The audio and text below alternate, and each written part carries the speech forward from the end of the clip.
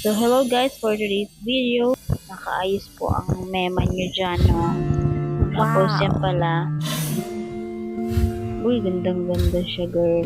Alam mo, alis yan para magugas lang pala. Kala mo si Ivana Alawi. Si Alawi-lawi pa ka. So, dyan po pala guys, ay binilis-bilis ko na sa magugas para matapos natin. Eh, ginamitan po ng sayo-sayo dyan ay para hindi maboring habang nagugugas.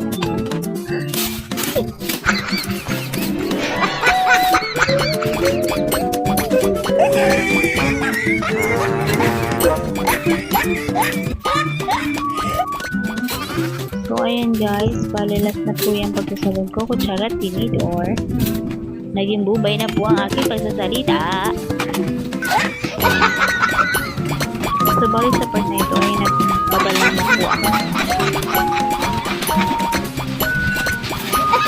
Isahan, bali 10 balawa po yan. Kaya, bayaran na po namin sa tubig. Kasi, ito 10k po pala ini naman.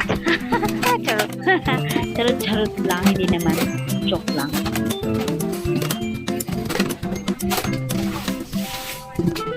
So, ayan guys, kanibilis ko na po yan ang pagbabalaw ng mga kubyertos na ay. At mamaya yun, ay basag-basag na yung pinagbugas ng mga plato, baso. So, susunod, wala na akong hugasan ng mga plato, baso. Kaya ang gagawin ko, kukuha na lang ako ng daon ng saging at doon na lang tayo magpa-plato. Ang social naman ng plato, parang pato. What?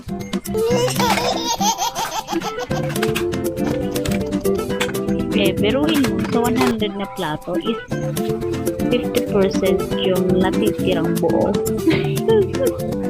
Charis! No, hindi no. Halos sa lahat ng inugasan ko kahit ganyan ang paghuhugas ko. 100% po yan na buo.